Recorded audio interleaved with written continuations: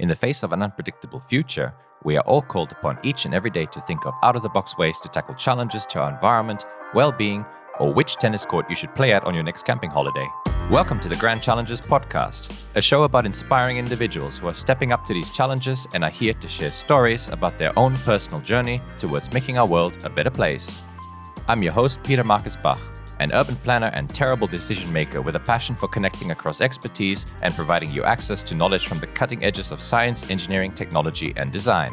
My guest today is Dr. Martijn Kuller, an interdisciplinary researcher at the decision-making cluster of the Swiss Federal Institute of Aquatic Science and Technology. Martijn obtained his PhD at Monash University in Australia and has journeyed across the planning and engineering disciplines in search of how we can better support stakeholders in the implementation of nature-based solutions in cities of the future. Today on the show, we uncover the subtleties and ironies of decision-making as it relates to gut feelings and objectives, and how quantitative tools should be designed to better support transitions to climate-resilient cities, both in the global north and south. Detailed information is provided in the show notes over at petermbach.com/podcast. Thank you for joining, and please enjoy the show. Martijn. Yes. Welcome to the show. Thank you. Thanks for having me, Peter. It's going to be a very interesting one, I think, because I had the fortunate opportunity of supervising you. You were my first PhD student, and I think there's always this... I knew this was how you were going to start. Oh, you knew this was how I was going to start. And this was, yeah, of course.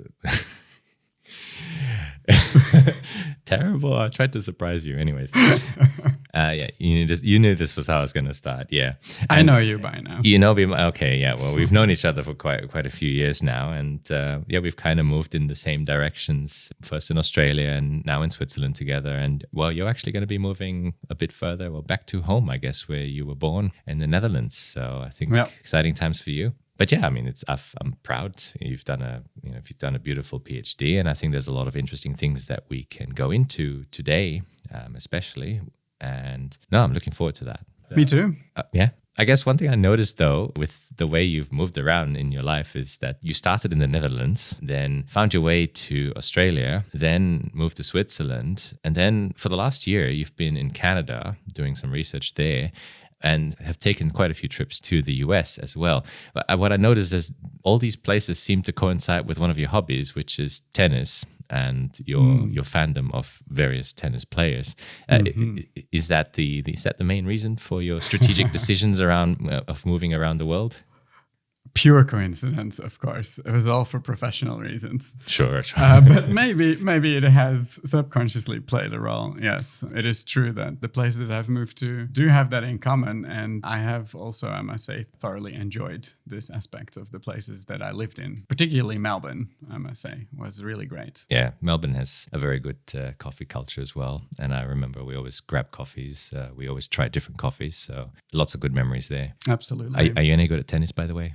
I can't hit a ball to save my life. I mean, it's always hard to say that you're good at something. I'm not a beginner, I would say. I'm a medium advanced player. But I mean, for me, it's mostly about the joy of playing and the satisfaction of, well, for me, actually, tennis is very good because I don't like forcing myself to move. So, for example, I hate running, but with tennis, I move naturally because I just want to get that friggin' ball and hit it back, So it's an easy way for me to go all the way. And it's also a really great way for me to completely zone out of my thoughts and really be in the moment. And I think this is, for me, the most effective way to do that. And it helps me, therefore, also really relax. So this is what I really like about tennis. And then I also love watching tennis. And I think doing both, playing it yourself and watching, is very great because you start understanding much more what you see. And then you can also implement what you see in your own game. And so,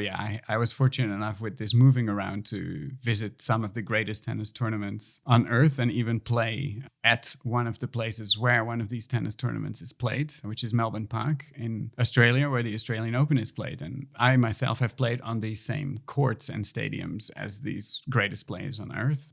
That just feels amazing. And I'm so happy that I had the opportunity to do that for years on end. Did you win anything? Of course. I won many things, Oh. but only matches, Oh, no okay. prizes. Oh, fair enough. Yeah. But hey, it's a good experience, and I've learned the rules from watching a lot of the tennis tournaments every now and then. So Yeah, no, it's interesting how you can learn things just by observing and watching. And I guess you must have applied that to a lot of the things you've done, because when I look at the different aspects you've researched in, it covers anything from, environmental economics, which is where you did your bachelor's in, to environmental management, then moving from there into nature-based solutions, blue-green infrastructures, which was a core topic of your PhD. In Australia, they call it water-sensitive urban design.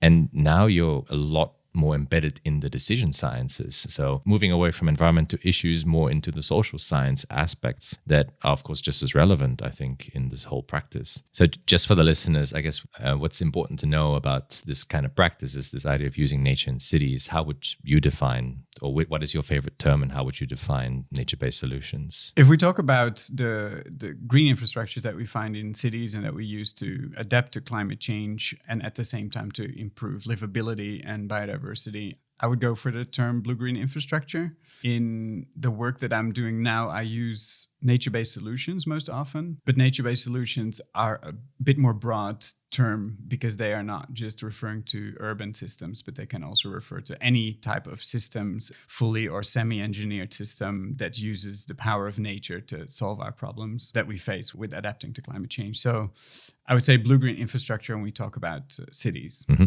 I guess to visualize this, you would think of an urban park or a pond or something on the side of the roads that is green and grassy, collecting the storm water that runs off when it rains. Yeah, it's a system like this. It is also green roofs. I think a lot of people are aware of more and more green roofs emerging in cities around them. So this is a type of system I think that also is very popular among people. Good thought to keep handy, because I'm sure we'll revisit the topic as we go through your journey.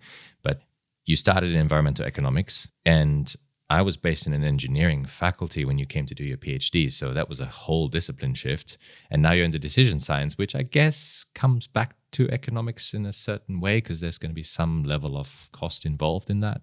But you've also looked at flood warning systems or early flood warning systems, as well as more broadly now into how we use models to support planning processes. And then I look at your first paper and you did a study on an airport. So how did we get there? Yeah, I guess the story of my life is a little bit similar to the story of my career. I go from one topic to another and from one place to another. And I think this is a reflection of the broad interest that I have, and maybe also the problem that I have with taking decisions or focusing, which is maybe ironic for someone who is working in decision science. But I think there are more ironies to draw from my career. So yeah, I started actually indeed with environmental economics, and then I moved away from that to environmental management for my master in the Netherlands at Wageningen University. This was an interdisciplinary program where we looked at how to manage water, waste, and energy in the urban landscape. And then I had one teacher that really inspired me. Her name is Ljiljana Rodic, and she's from Serbia. And this is another theme. Another theme in my life is Serbian women, because there's also another Serbian woman who had a big impact on my career. Yes, we definitely know her, and I'm also trying to get her on the show at some point. So it would be nice to hear from her story as well. Yeah, absolutely. So Ljiljana Rodic, she was a very inspiring person. And one of the quotes that really stuck with me and that I've taken with me since then is, doing less bad is not doing good. And this refers, in her case, this referred to waste management and the way that we use materials and dispose of them at the end of their life. But I think this is a quote that you can apply to anything, especially in environmental sciences. And it really opened my eyes, because it made me realize how the greenwashing that we often see nowadays is just not good enough. And incremental changes are maybe not suited to the grand challenges that we face and to the transitions that we need for them. And the example that she gave that really made it very clear to me is that if you have a father or a mother who hits her child, and they do this, let's say 10 times a day, and then they say, but I'm improving because now I'm only doing it 8 times a day, does that mean that they're doing good? obviously, most people, I imagine, would say no, because you shouldn't hit your child at all. And this is the same in environmental problems. If you have an airplane that flies 25% more efficiently, it's usually advertised as this is a very green airplane. But no, the airplane's not green. It's just a little bit less black. And I think this is a thought that we should always keep in mind when we think about environmental problems and how we really need to change things. So we would need more revolutionary solutions, and rather than just doing less of what we're doing now. Exactly. And this is also one thing that I've read in a paper recently, is when it comes to the problems that we're looking at, which is urban transitions and transitioning to better water management, is that we need to really change our perspective completely rather than trying to optimize what we are doing at the moment. And this changing completely is, for example, moving to green systems to manage our water rather than making the gray systems that we have work better for us. So yeah, I think this is one thing that really stuck with me throughout my career. She was also the reason that I went to Australia, because she had contacts in Adelaide with an organization called Zero Waste SA. And this was a government agency that don't exist anymore, where I worked for a year. And after that, I came to Melbourne and do my PhD there, which was never my intention, but it ended up like that. And I'm very happy it went like that. And that's how we crossed paths. And that's where we met. You were part of an interdisciplinary research program, so straight into multidisciplinary work. And I believe it was also working in countries of the global south. Yes. I think particularly Indonesia was your focal area. Correct, yeah. We were with a group of 14 students, 14 PhD students. We all had, as a theme, we had water, urban water, and we came from different disciplines, and we also were enrolled in different faculties. So half of us were enrolled in engineering, like myself, and then the other half was enrolled in social sciences. But also on a personal level, we were working together with both engineering and social sciences. And many of us looked at Indonesia as a case study because we had a lot of contacts in Indonesia and a great project that we were doing with them. And I was one of these students also looking at Indonesia. And the work that you did as part of your PhD research with Indonesia as a case study really delved into two different yet synergistic themes. One being around water-sensitive urban design, this whole nature and cities aspects, but then the second part being the planning support element. How do we actually support their planning? What drove you to choose that particular aspect to couple with this idea of nature and cities? Because engineers would look at the technologies and they might look at, how people might perceive recycling water from these systems or capturing water to reuse, but you chose planning support. Yeah, so for me, it was more natural also to choose planning support. That's probably the main reason, because that was more my interest. I was more interested in urban planning rather than engineering, and I also don't have a background in engineering. And this is also where Ana Deletic, is the other Serbian woman who was my professor at Monash University in Melbourne, came in, and she herself also was convinced that in order to take a step further in this sustainable urban water management, as the overarching theme was, is to focus not only on engineering solutions. And this actually brings me back to another quote of my teacher, Lilana Rodic, who used to say, you can ask an engineer anything and they will give you a solution, but it's about asking the right things. So an engineer can solve any problem that you have, but are they solving the right problems? And I think this is then what Ana Deletic also connected to when she said, we need to look more also at how to implement things rather than just looking at how to best do things, because we have done a lot of engineering for decades and we basically know a lot and we know how things should work, but they don't. And why do they not? And that's not an engineering question. It is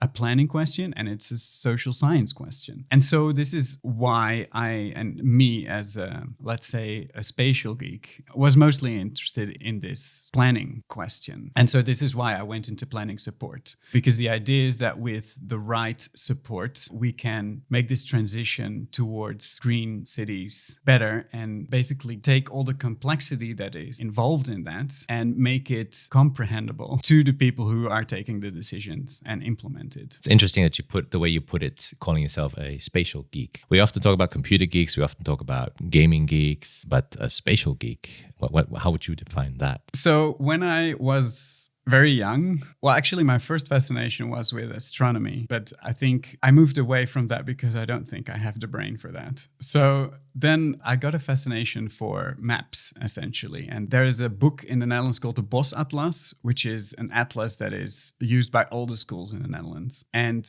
when I was very young, I used to spend hours and hours on the weekends in my bed just looking at the atlas and looking at the maps. And the atlas doesn't just have geographical maps, but it also has statistical maps showing different statistics divided, or like how they vary over the world. And using all these maps, I was basically traveling the world in my mind. I was imagining how places looked and imagining how it'd be to be there. And so I guess this is why I call myself a spatial geek. And I'm very happy that I have been able to put that part also in my work and now actually work with maps and create maps myself, which is very satisfying to do. Very practical using geographic information systems nowadays because we can create our own maps. And I guess this is where you have a playground available to you all of a sudden to relive your childhood or to create something that maybe, one day other children can enjoy in the comfort of their own homes as well. And so you've been able to merge your passion for maps using geographic information sciences, also GIS systems, with a lot of these key issues that you perceive around asking the right questions or solving the right questions as engineers, with a potential solution that we can use against the challenges that we face, which is nature and cities, or water-sensitive urban design. How did you then balance all these different elements going through your PhD, which in many cases is often the first real opportunity you get to do true independent research thinking and just growth as a researcher, as someone who wants to solve key problems and make new knowledge? I guess I started out from the notion of the complexity that is involved in the transition towards green cities. There are many aspects that we need to take into consideration. And because they are very different, for example, we have to take into consideration biodiversity. We have to take into consideration hydrology, but also human aspects, like how are these systems going to sit with their environment in the urban environment. And because all these things are very different from each other, it's very hard to take them all into consideration. I started out with the notion of complexity theory in my PhD, because complexity theory, for the listener, is this grand theory that tries to explain emergent behavior out of interactions between agents that are very simple. But if you have a large number of these agents that have very simple interaction, you get this very complex emergent behavior out of it. And what I started trying out in my PhD is to use this complexity theory that is applicable to many fields, including ecology, including physics, including chemistry, to use this actually in this urban planning task, capturing the complexity of this urban planning task. And after a while, I got stuck. The way forward for me was to slightly change path. I moved away from complexity theory, even though I still think that it has great potential to help us explain some of the processes that we see, especially when it comes to transitions. But I embarked on a different path that led me to using spatial data. Then I moved to a technique called GIS MCDA, or GIS Geoinformation Systems, MCDA Multi-Criteria Decision Analysis, which essentially comes down to just combining a bunch of different data sets and human preferences, such as those from stakeholders, and making sense out of that.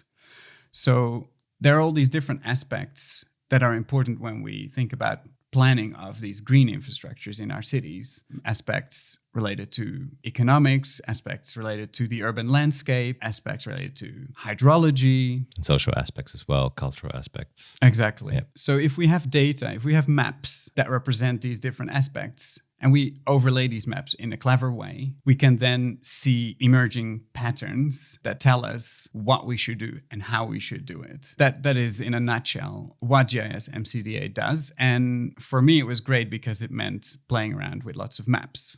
Your childhood dream. Exactly. And now this might sound very simple and simplistic, but of course, when you go down in the details, it is a little bit more complex than that.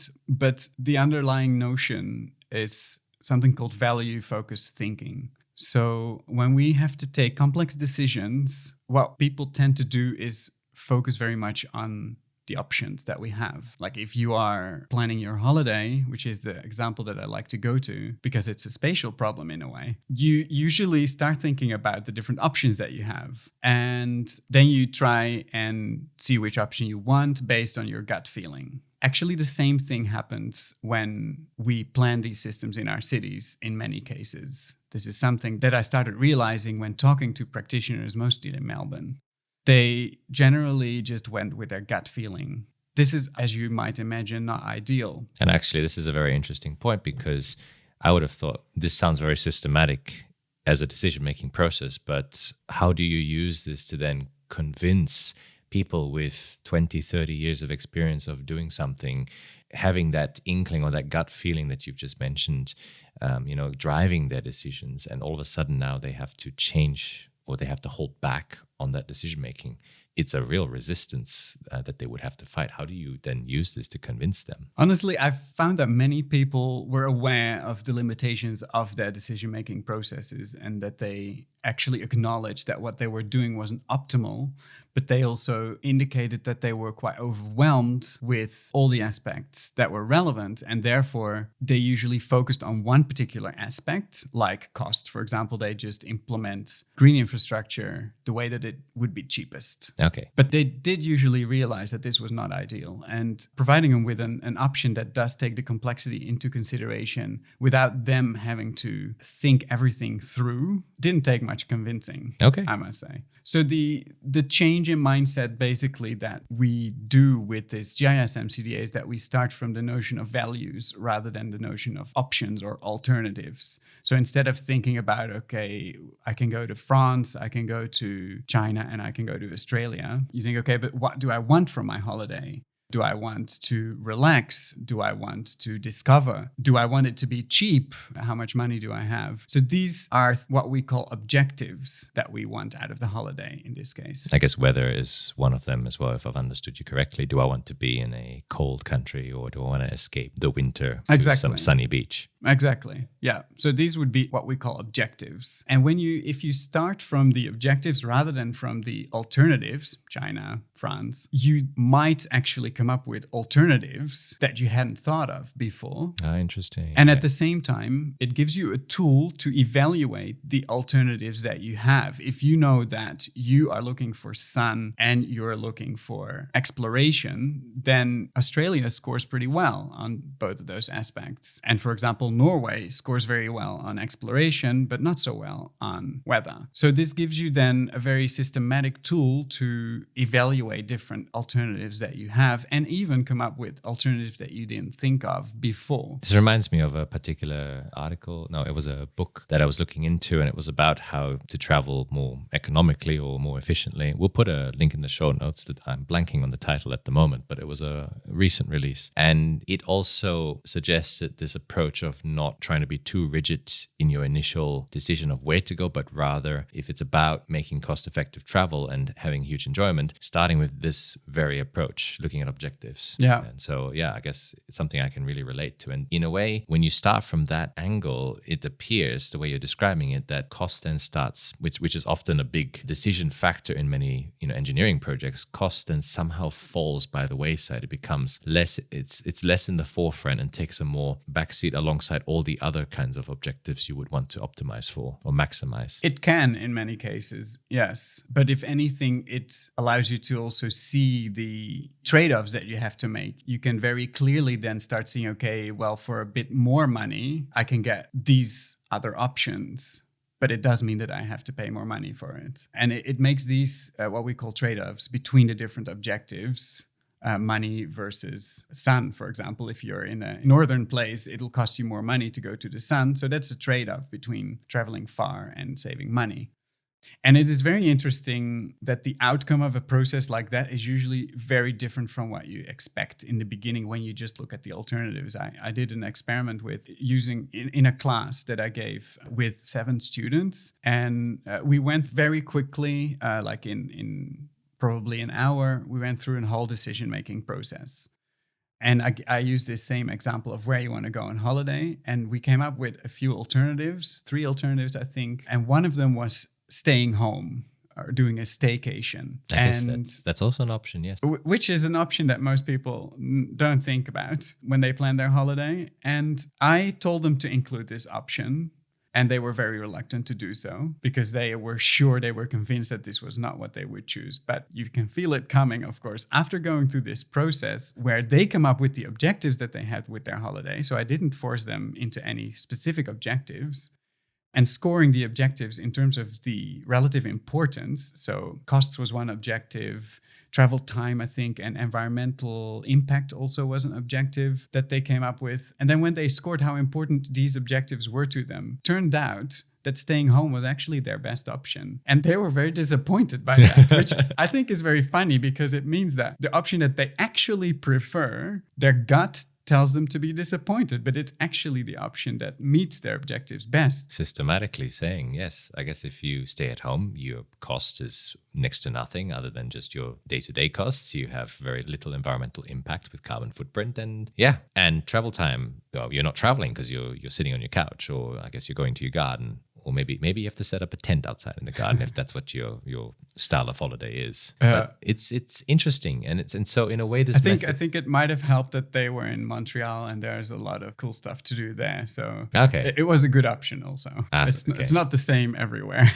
I think. I suppose that's when other objectives like the feeling of the location, the general entertainment options or exploration options around the area would also come into play as a result of that. So, but conveniently, you had the chance to show them this. And it's fascinating to see how when you're doing this systematically, that gut feeling starts to really build up a resistance and that disappointment, I guess would that be the crux of what you're trying to get to in a way? You getting the option that you didn't think you would choose and learning something from that. Is there something to be learned from this kind of process? Yeah, absolutely. I think when you show people that if they actually listen to the objectives that they have, which is what you should do, I think that's an easy argument to make, that then you come up with solutions that you hadn't thought would be the best, or even that you didn't think of at all. And I think when it comes to decision making, for like public decision making, the resistance might be a little bit less because it's not about a personal decision. And it also makes it easier to then justify the decision that you've taken to the people you're taking this decision for, whether it be your boss or the people who live in your municipality or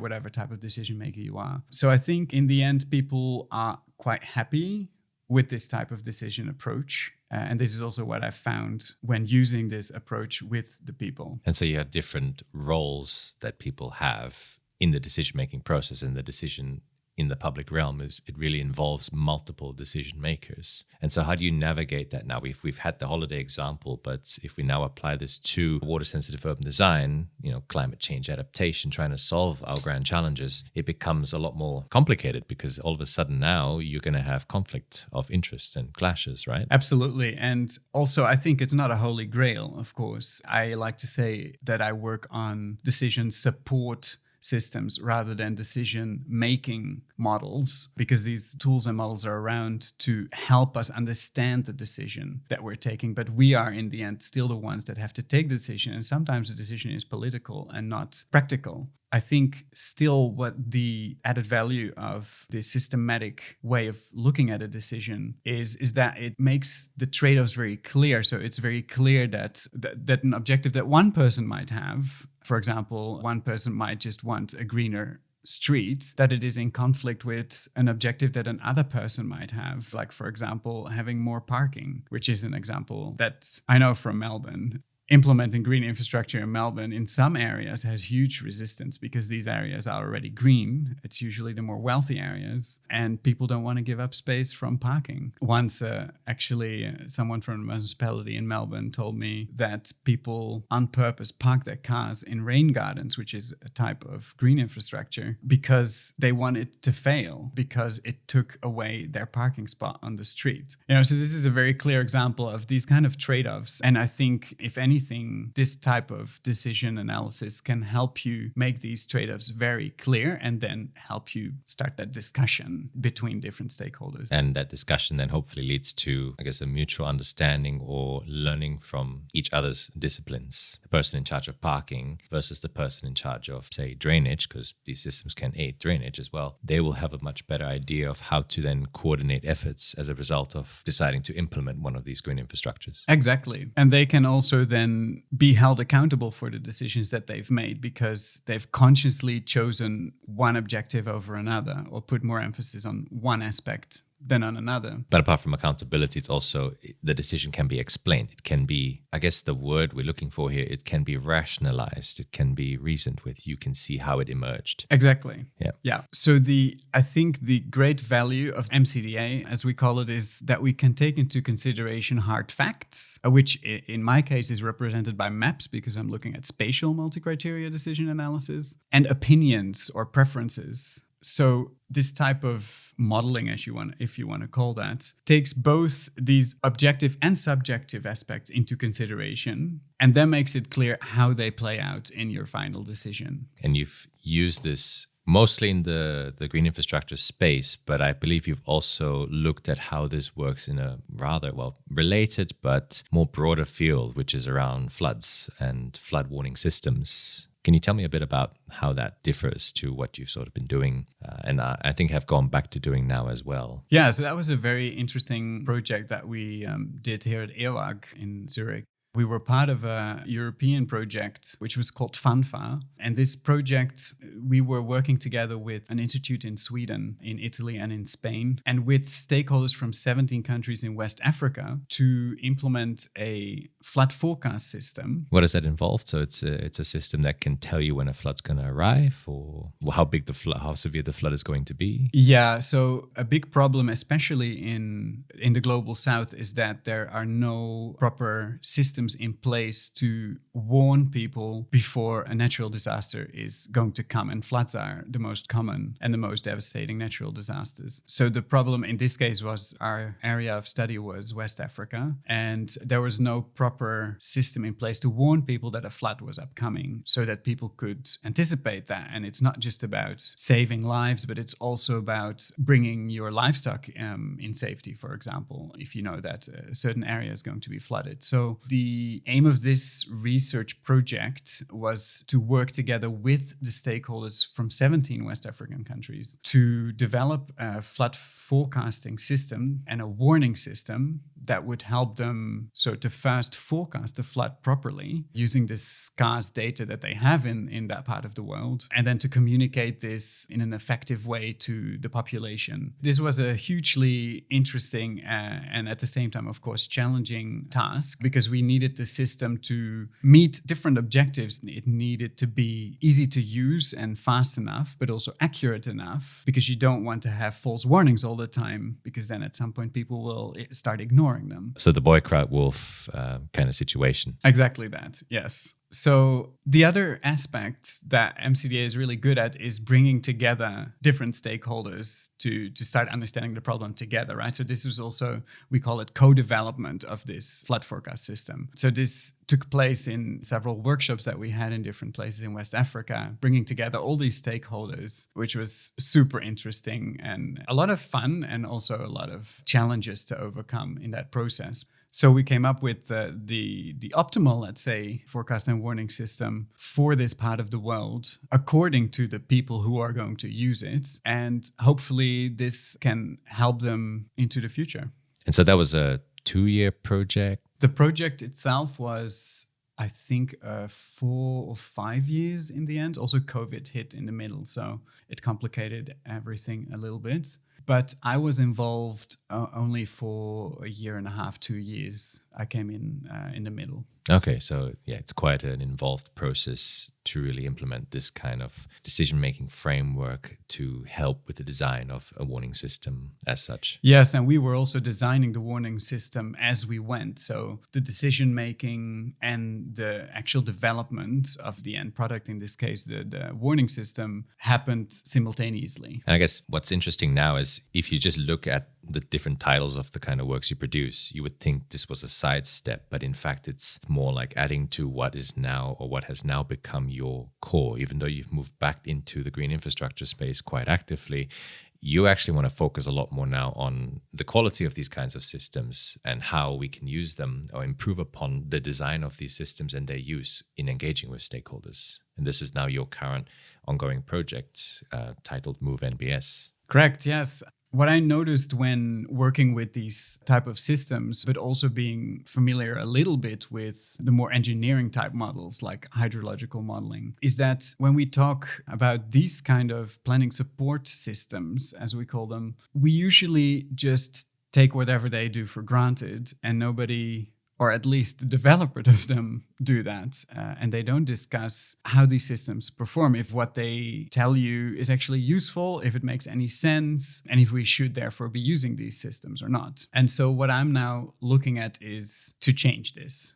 I'm looking at ways to evaluate the quality of these planning support systems. And this quality is much broader than what we would think of when you talk about engineering type of models. An engineering type of model is usually judged based on the goodness of fit with reality. So how good the output or the prediction, if you want to call it that, of the model is compared to the data that we calibrated the model with. So if we know it can reproduce history quite accurately, then it's a good model.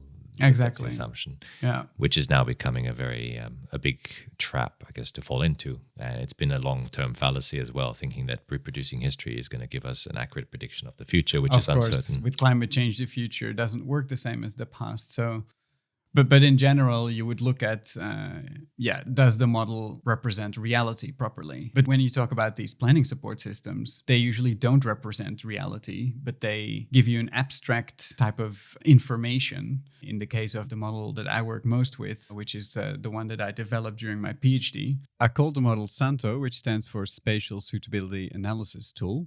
It produces suitability maps, which are maps that indicate with a color coding from green to red how suitable a place is for the implementation of a certain green infrastructure. Now you can't go out and walk through your city and measure this suitability. So how do you then evaluate the quality of the model? So there are a lot of other aspects that you need to look at. And one of the most important ones is how useful is the model to inform the decision-making process?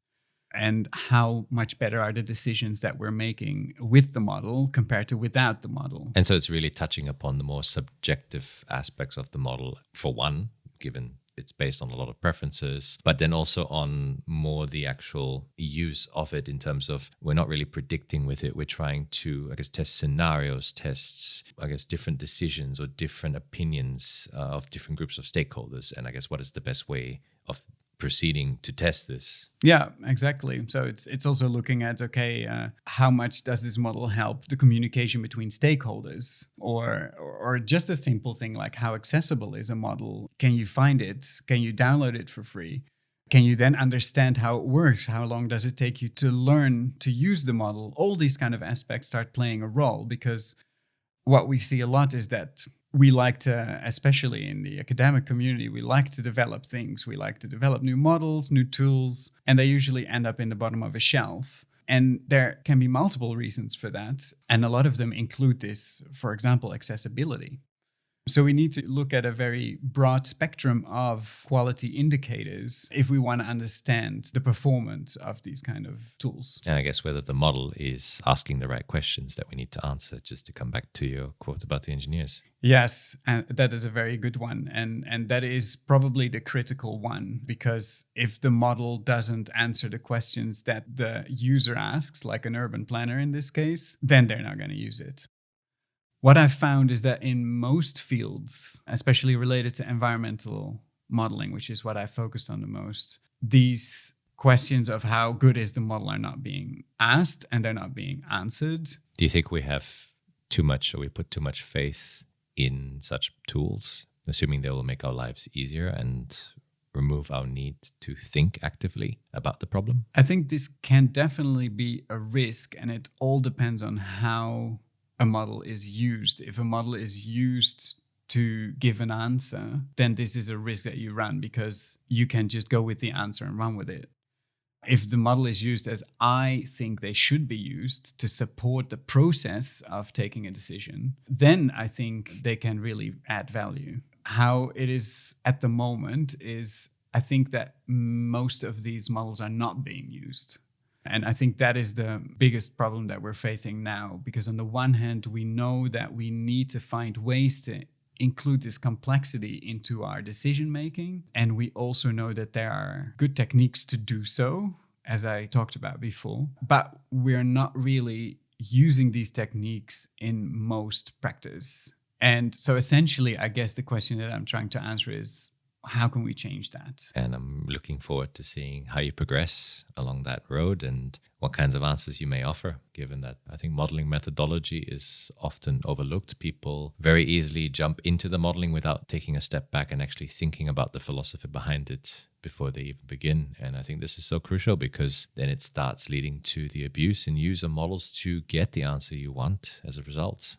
And again, it leads to this danger of not answering the right questions. And that's because we're too focused on the model as a shiny tool rather than the actual problem.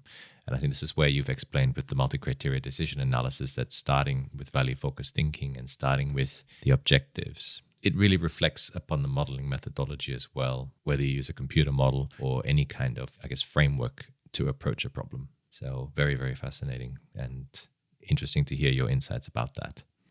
I'd love to ask you a few questions that I asked to guests on the show and hear what your thoughts are and what advice you can offer to young aspiring researchers who want to go into this field, or especially into an interdisciplinary kind of career track, which you've faced a lot in the different places that you've been to. What does inspire you to be interdisciplinary, to do the things you've already mentioned, the maps that I think have driven you a lot, and the one inspiration in your teacher that has given you some really fascinating advice and in a way drove you to come to Australia, which was, I guess, your first step out of Europe and your first step out of where you grew up, right? Yeah. What are some other day-to-day things that you think about that really inspire you to do what you do and to keep going as well? Because sometimes the going gets tough when dealing with complexity. So I don't really have a glossy magazine cover answer to that. I don't go around inspired every day. And as they say, it's 90% perspiration, 10% inspiration. I think that is very true. But of course, I do get inspired, and I have moments that keep me going and help me see the purpose of the things that I'm doing. And most of those moments appear when I am in conversation with people. I really enjoy, for example, going to conferences and talking about people's work, talking about my work, and also talking to just random people, like family, could be friends, trying to explain what I'm doing. For all people, work can be sometimes a drag. But then when I explain what I do to a friend, I often get a super enthusiastic response. And like, whoa, what you're doing is so cool. I'm like, yeah, actually, when I take a step back, it is kind of cool. And it is what I've always wanted to work on. So those moments really inspire me. Also, places inspire me. And this is what I really liked about the opportunities that I've had so far. Living in different places and going and meeting different people really keeps my mind fresh and gives me different perspectives. And also just gives me an idea of how the things that we're working on, like urban spaces, how they can differ around the world. And what I love to do when I'm in a new place is just take the end of a tram line, take the end of a metro line, and just look at what it looks like there. That way you usually get very unexpected but really cool experiences and really get to know a place in a way that going to tourist sites you wouldn't. And yeah, this is something that also really, really has inspired me. And then finally also just the thought that I could make a tiny, even if it's unmeasurably small difference to the course of the future and the way that we live is something that keeps me going. It's a lovely picture you paint, especially with the travel. I think when I go to a new place, the first thing I look for is coffee. I know you like coffee too. is also number 2 on my list, I would say. Yeah. What's the best coffee in the world at the moment? You mean type or place? Place. City with the best coffee. I would have to say Melbourne. I haven't visited all places in the world, but Melbourne must be up there. I think Melbourne's pretty high up there. I heard Berlin's good, but I haven't gotten the chance to try the coffee there yet. I think Vienna always gets mentioned when it's about coffee. I guess they have a big coffee culture. Of course, Italy, where I tend to go quite often, has good coffee. Yep. And they are also very peculiar about their coffee. When you drink cappuccino after 11, that is true. They look at you with disdain. But I think Melbourne would be the best place for me. Melbourne has set some kind of standard with the coffee. I kind of noticed that it's been very hipster there, and they have their own special kind of drinks that they make. And if you go somewhere and you see a flat white on the menu, you're like, okay, there's serious barista vibes. This place is a good place. There's serious barista vibes going on, yep. Yeah. Or a magic for that fact. For the listeners who don't know, if you ever in Melbourne do order a magic, try and find a cafe that sells a magic. It's a double ristretto 3/4 latte, and it's actually a very different taste to what your normal cappuccino or latte would taste like. So they sometimes go too far in Melbourne as well. Like you have the avocado latte. I don't know if you don't know it. That, no. Google it. Yeah. It is basically combining the two most hipster things from Melbourne together. And honestly, I haven't tried, but I don't think it's great. We'll try and find a nice article on it and put it in the show notes so you can check it out as well. Avocado latte, I haven't tried it myself. We have the chai lattes too, but we digress. But so you mentioned your teacher who's had a very strong effect on you. She got you to leave the Netherlands and come to Australia. You also mentioned the atlas that really inspired you as a child and somehow gave you that pathway from astronomy into spatial planning and being a spatial geek. Is there anything else you can think of that has completely changed the course of your career or mindset? I think the most important things you've mentioned that have really changed the course of my career and my mindset. I think the conversations that I've had with people that I've met in the different places I lived have really changed my mindset, and also the ideas that people give me. Like sometimes the ideas are very concrete, like with a bit of recency bias, I could say. There's this work from David Hume, philosopher from the 18th century, that was given to me by a friend that I made in Canada, which is currently really changing my perspective on science and on the way that we think and understand things. I have a few papers that really changed my perspective and that got me into, or that gave me my curiosity to this grand theory of complexity science, which are a couple of papers published in Nature and Science by a researcher called Martin Scheffer, who was actually, probably still is, professor at the university where I started, and who won also a very famous prize in the Netherlands with his work, which inspired me both by the elegance with which they were written. They were discussing a very complex topic, but it was written in a way that was so easy to understand. And it still amazes me when I read this today that you can write something so clearly, even though it is so complicated, but I'm sure that, anyone could understand. So this is something that both in terms of just writing and also in terms of its content really inspired me. Another book, which is huge recency bias because I just finished it, is a book by Rutger Bregman, which is a Dutch philosopher. In English, it's called Humankind, which is very different from the Dutch title, actually. Okay. But this book basically busts the myth that we perpetuate, that people are fundamentally bad and untrustworthy. And it does this with a ton of examples. And it really opened my eyes. If I can give you maybe a couple of examples to make it clear. So, and go ahead to restore my faith in humanity. Yes. No, sounds very fascinating. Go ahead. So one of the stories that actually I think is even taught in many psychology courses is this phenomenon that is called the bystander effect, which basically says that if there are multiple people around and something happens to someone, we tend to not take action to help this person because there are so many people around and we think someone else will do it for us. This is often presented as a fact, as an actual thing that exists, but it doesn't. And there are many examples that have led to this belief that it exists. For example, this story of a woman, I think her name was Kathy, in New York, who was murdered in the evening on the street while there was apparently 30 people watching it happen from their apartment. and nobody calling the police or nobody coming to help her. This is a story that was published in the New York Times, but it's actually based on fake facts, because what actually happened is that there were, in the first minute of the lady crying, there were, I don't know, something like 30 people calling the police. But the police didn't respond to the calls because they just thought, it's just a drunk lady on the street and this happens all the time. Coming back to the wolf. Oh no, the boy story. who cried wolf. Exactly. Yeah. And so what happened is that they made this story to the New York Times, and this became this sort of like example of big city indifference, people not caring about each other. But what happened in reality was completely the opposite of the story, because actually someone went out to try and scare away her attacker. Someone else tried to help her survive. Many people called the police.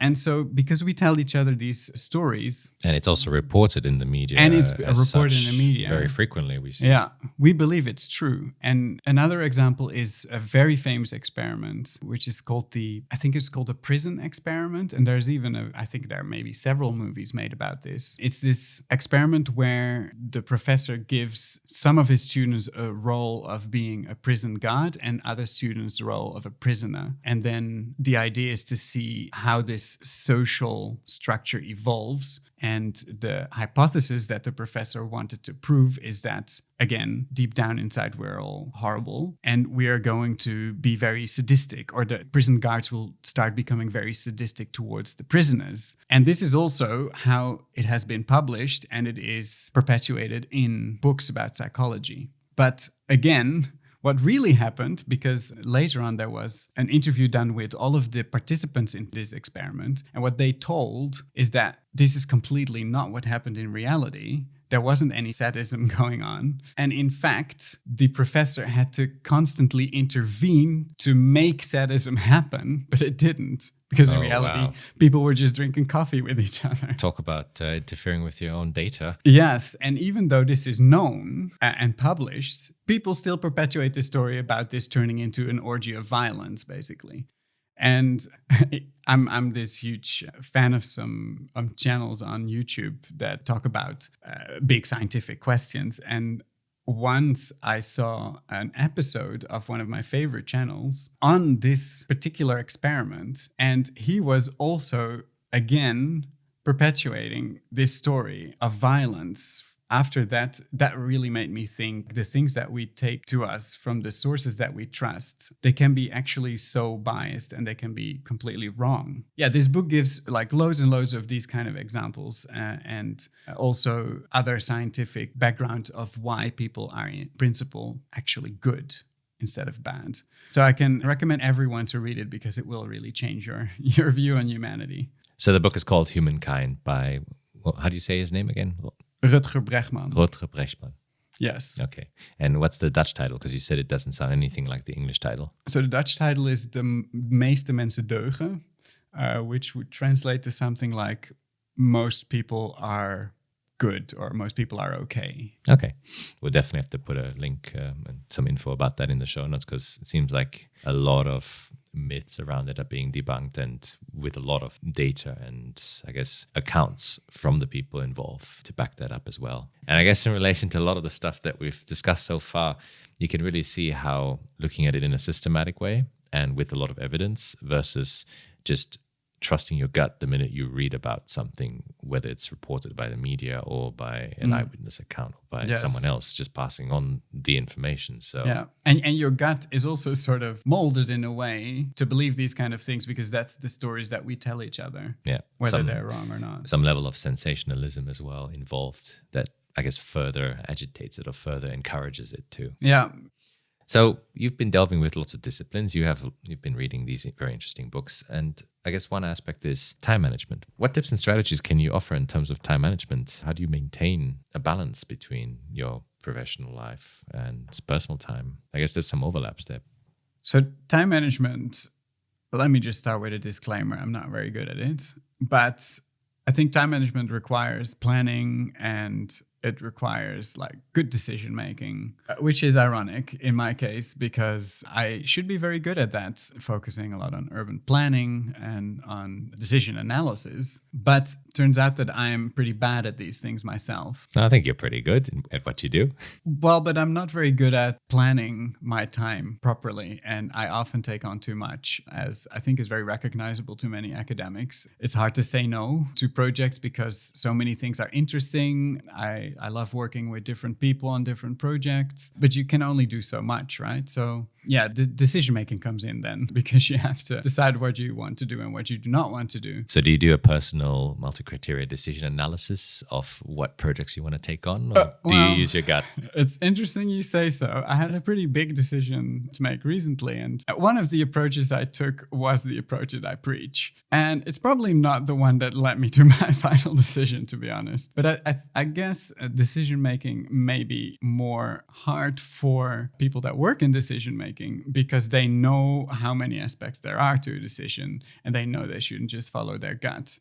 So in a way, you complicate it for yourself. It's nice to know because when I supervised you with Anna, one of the things I kept telling you is do as I say, not as I do, which I think is sage advice from many other people. Not that I don't claim that advice for myself because I'm frantic and scattered at times as well. So yeah, it's a good, and it's often perceived as a part of your credibility, that you actually practice what you preach. It's the same with environmental issues. If you go around flying around the world to conferences about environmental topics, are you being hypocritical? And yeah, there's an argument to make for that. But at the same time, what you say can be as valid no matter your own behavior. So in the case of decision-making and planning, that's definitely the case for me. And so for time management, I guess it's learning to decide what to take on and actually what to say no to. Exactly. And also just to accept that there's only so many things you can do in a day and you have to stop at some point doing them, even if you haven't finished them. And the way that I deal with the stress that maybe too much work provides me is coming back to what we started with, is the tennis. Like the way that I can really completely zone out and forget about all the tasks that I have on my list is just to go step on the court. And I am just completely one with the racket and the ball. And that's all I think about. And that really greatly helps me relax. One other small thing that I've done is that I've gotten rid of my social media, which I noticed were really distracting me and fragmenting my attention. And I decided just one day that the advantage that it was giving me wasn't weighing up to this fragmentation of my attention and my concentration. I just got rid of them. And this has helped me focus better. I must say, it is still hard. And I think somehow social media have damaged my brain because I still look for distractions. So now, even though I don't have social media, I just find my own distractions by randomly Googling stuff or looking at the news or whatever. I mean, maybe you might learn some new facts or faked facts to test some of the readings you've been doing. Definitely true. Definitely. And another thing that distracts me a lot is working right underneath the flight path, the main flight path of Zurich Airport, because I can see the planes taking off. And there's this great app where you can track all the flights and you can see what plane they are, where they're going, where they're coming from. So every time I see a plane take off, and this happens a lot, I have to know which one it is. It's quite a high frequency at Zurich Airport. It is, yeah. Something that relates to a lot of the traveling that you do enjoy. So I guess distraction is also part of the wanting to maybe go somewhere and then try the coffee and then take the tram or the metro to the end of the line. True, yeah. Yeah, now that would be tough. But on that note, what was one of the most challenging situations that you have ever faced in your career to date, and how did you overcome it?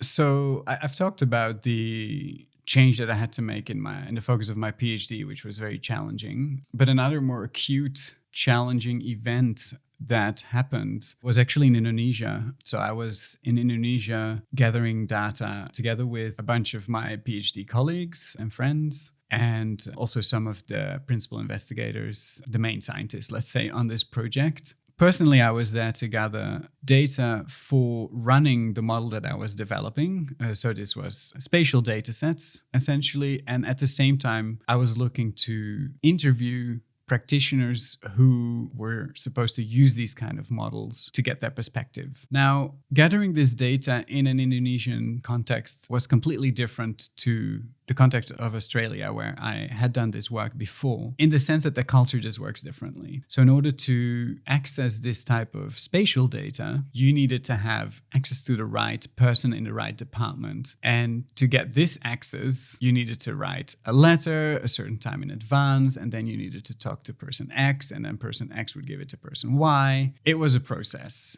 And if you're not familiar with this process, you're not going to get to the result that you need. And we hadn't properly prepared for this process. So we went to Indonesia and data wasn't coming to us. It was your first experience working in a country of the global south? Yeah, it was my first experience. And at the same time, I wanted to interview people, but the same process preceded getting access to these people. And so nothing was happening. And nothing was happening for 1 week, and then nothing was happening for another week.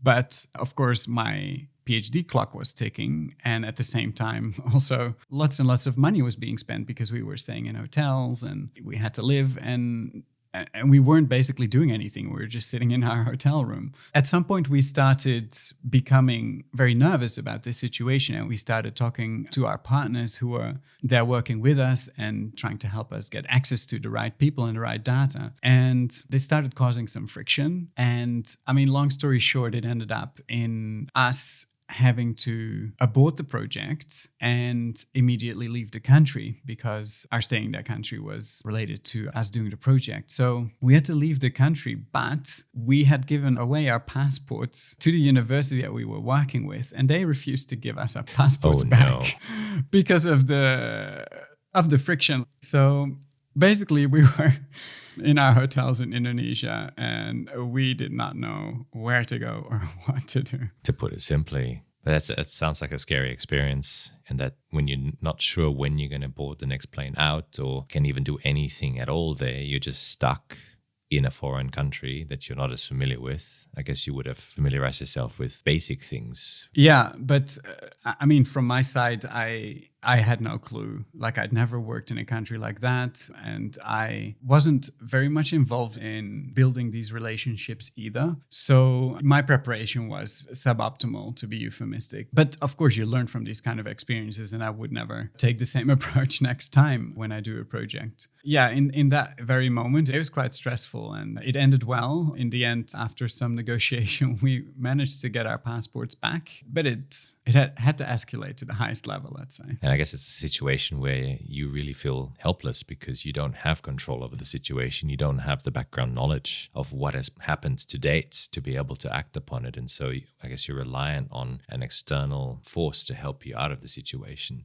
So how do you digest that personally? It's exactly as you say. You feel very helpless and powerless because you're not in charge of what's going to happen. You don't have any leverage, and you depend on other people to get you out of that situation. So I guess it feels a little bit like when it's maybe a strange parallel to draw, but like when I'm watching a tennis match between someone that I really support and I want to win, I get very nervous. Whereas when I'm in a tennis match myself, I don't feel the same type of nerves because I'm in charge and it's up to me whether I win or lose that match. But when you're just watching on television or in the stadium, you're not in charge. And so, yeah, it was this same kind of powerlessness that I felt in that moment. And so how do you cope with this kind of feeling, especially when you're at the height of that powerlessness, that fear that you might have of what's going to happen next, that uncertainty? How do you process? I mean, how do you cope with this feeling and then overcome it? I was lucky that I was not alone. So I was there with my friends, PhD colleagues.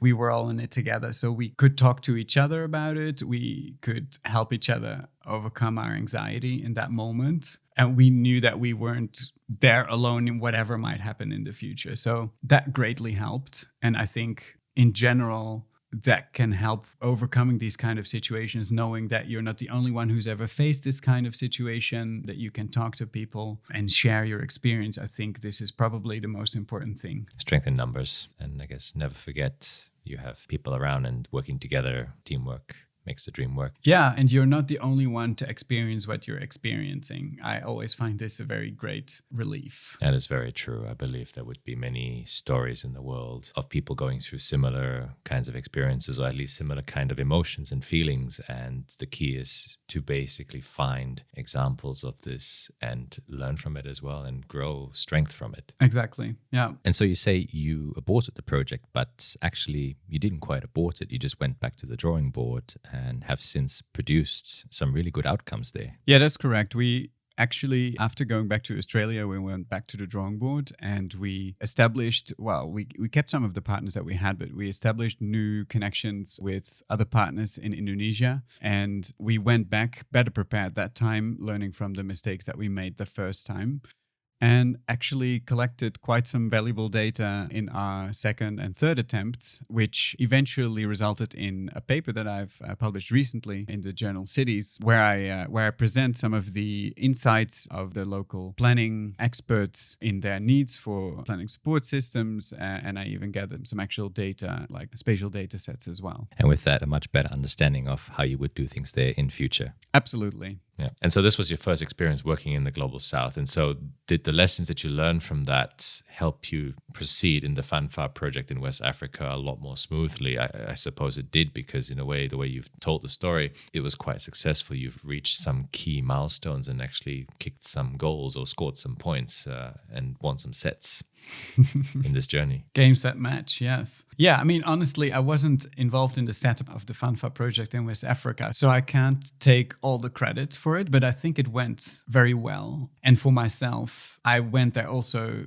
with completely different background knowledge and with different expectations and with a clearer view, I think, of how everything goes in the place where I'm going. And this is also thanks to the colleagues that I was working with on this project who had already experienced this. So I went there with the right mindset and I went there with the right approach, I think, to make it work. And it did work. It was actually, even though it wasn't easy, it was a really great experience. And a really great outcome from the sounds of it. So looking forward to more updates on that as well in the near future. Yes. So for those starting off in your field, doing a PhD, going across disciplines, what advice can you offer them? So I would say go out there and explore. As I said, what I like to do is I like to take a metro line, just take it to the last station and go around, see what I encounter. I think this greatly helps you understanding the real topics that you're working with, and it helps you get inspiration as well in order to how to approach them. And get out there also in terms of talk to people, bounce ideas of each other, and don't get stuck on a plan. That sounds weird as an advice to an urban planner maybe, but I would say don't get stuck on a plan, but seize the opportunities that come your way, because there are many roads that lead to Rome. And I've certainly found myself that I had quite a clear idea of what I was interested in, and I had also an idea of what that would take for me to do, which is study urban planning, which is what I did in the beginning, and I seized. And yet here I am doing things with urban planning. So I think don't get stuck on a certain path, but be open to the opportunity that life throws at you. It's great advice, which I think makes me also feel very proud that I got the chance to supervise you, and you being my first PhD student. But I also really appreciate your time for coming on the show and speaking to me about what we've been through, but also some of the things that you've been doing since you finished. And yeah, I guess how that ties into the quirky character that you have, and that I always enjoy hanging out with when we go for coffee breaks or when we go out for dinner. Where can people reach you if they want to get in contact? I know you don't do social media much, but is there any way people can look you up and learn more about you? Yeah, so I'm off social media, but I am thinking of getting back on it again, if only for professional reasons.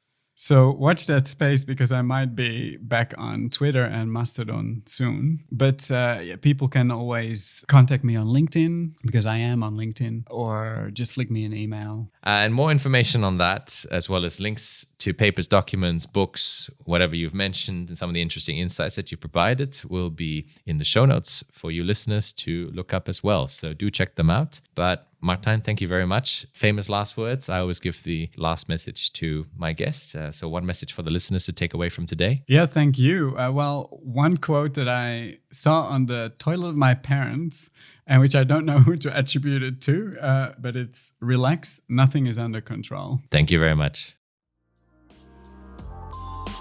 And thank you to you listeners for tuning into this journey with Dr. Martijn Kuller. As mentioned, you can find links to papers, books, avocado lattes, and major tennis matches for your enjoyment in our show notes over at petermbach.com/podcast. If you enjoyed this show and are looking forward to more episodes, please do subscribe or follow this podcast on Spotify, Apple Music, or wherever you are listening from to be notified of the latest release as soon as it becomes available.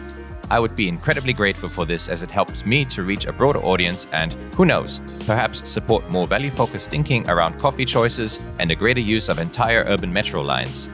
If you would like to know more about me or my work in general, you can also check out my website at petermbach.com, my YouTube channel, Peter Marcus Bach, that's Marcus with a C, or follow me on Twitter at petermbach or Instagram at petermbach87.